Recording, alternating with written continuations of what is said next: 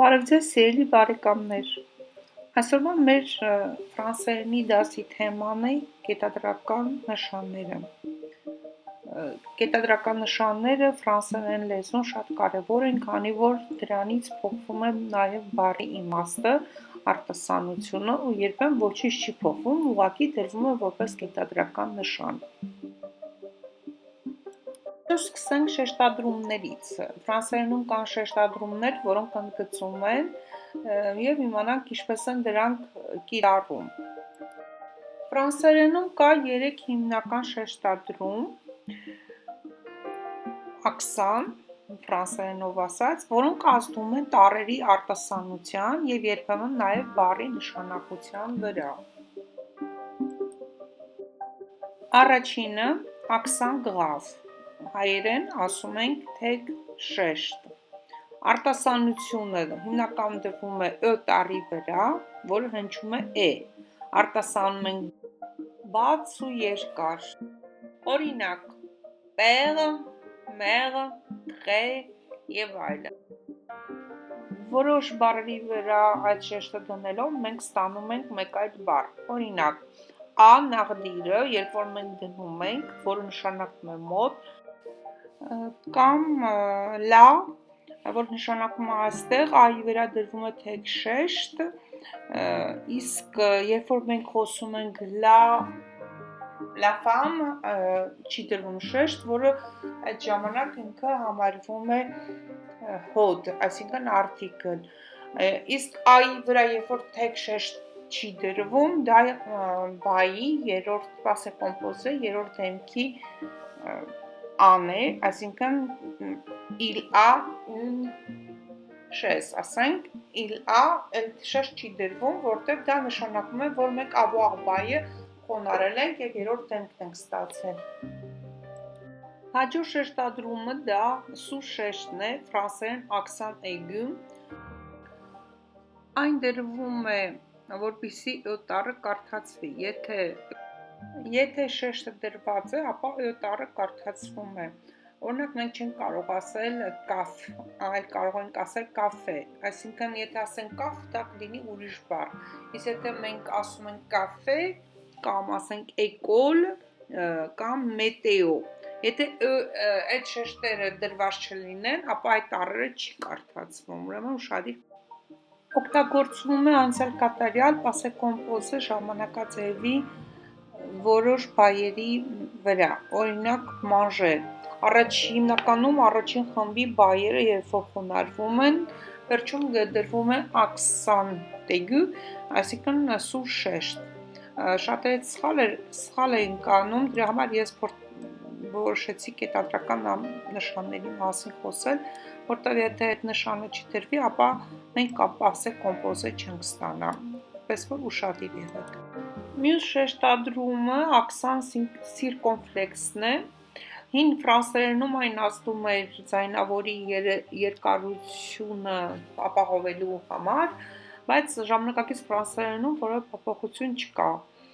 Ուղղակի մենք պետքա գրենք, բայց եթե ասենք ֆողե բառի վրա չդնենք այդ գլխարկաձև աքսանը,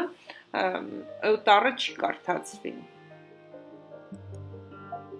Այստեղ էլ բառեր կան, որոնց վրա որ դրվում է գլխարկաձև շեշտը, բառի իմաստը փոխվում է, օրինակ dû, դա devoir բառի խոնարհման ձևն է, եւ dû, որը որոշիչ հոդ է, d plus l հոդերը երբ որ իրար միանում են, որ նշանակում է պատկանելություն, եւ այն հիմնականում արվում է արական սեռի հոդերի փոխկապակցման ժամանակ, d plus l դառնում է dû, իսկ իգականը d la, այսինքն պատկանելությունն է ցույց տալիս։ Հաջորդ բառը դա առաջադրանք, տաշ, որի վրա դրվում է գլխաձև շեշտ եւ մենք գիտենք, որ դա տաշ է։ Եթե գլխաձև շեշտը չկա, ուրեմն դա կեղտոտ է, կեղտաբիծ է։ Այսինքն sur le chemise il y a une tache, բայց je fais une tache, Այսինքն ես առաջադրանք եմ կատարել, իսկ վերնաշապիկի վրա կա կեղ։ Եթե դուք այդ գլխարձև շեշտը չդնեք, մենք չենք հասկանա բառի իմաստը։ Այսինքն բառը կփոխվի եւ նախադասությունը չի կազմի։ Ուրեմն շեշտադրումները պարտադիր են, քանի որ դրանք կարող են փոխել բառի իմաստը եւ ուշադրություն դարձրեք ֆրանսերենի շեշտադրումների տեսակների վերաբերյալ այս ախոսյակին, քանի որ այնտեղ պարզ երևում է ինչպես պետք է անել եւ որտեղ է տարբերությունը։ Շեշտադրումների մասին գիտելիքները մենք փորձենք կիրառել վարժությունների միջոցով եւ ամրապնդել մեր գիտելիքները, ինչպես նաեւ էկրանին նայելով կատարեք այս վարժությունները էջում, հետո ես ստուգումներ կանեմ, երբ որ ստուգումները անում եմ եւ սխալները ուղղում եմ, ապա նորից դուք կրկնեք կատարելով արդեն սխալների ուղղումը, որպեսզի ամրապնդեք ձեր իմացածը։ Օրինակ, մենք կարող ենք հարց տալ ու ջուվա, այդ ժամանակ մենք դնում ենք ու տառի վրա թեք շեշտը, որտեղ եթե չդնենք, բառը կդառնա կամ, այսպես, ուրեմն պետք է մենք ուշադիր լինենք, որ ոչ թե գրենք կամ, այլ գրենք որտեղ։ Եվ ահա նորից այդ շեշտադրումների ամրապնդման համար այլ վարժություններ, որոնք նույնպես կխնդրեմ կատարել, տարբերեք ճիշտ տարբերակը որոշեք եւ ներկայացրեք էջում։ Ուշադրություն, այստեղ կա նաեւ տեսողական վարժություն, դուք պետք է գտնեք սխալը եւ ներկայացնեք, որտեղ այնտեղ կան մի շարք սխալներ։ Երբ որ սխալները կուղեք, գրեք ես կասեմ ճիշտ է, թե սխալ է։ Մենք այսպես ամրապնդենք մեր գիտելիքները։ Այժմ խոսենք մնացած կետադրական նշաններից։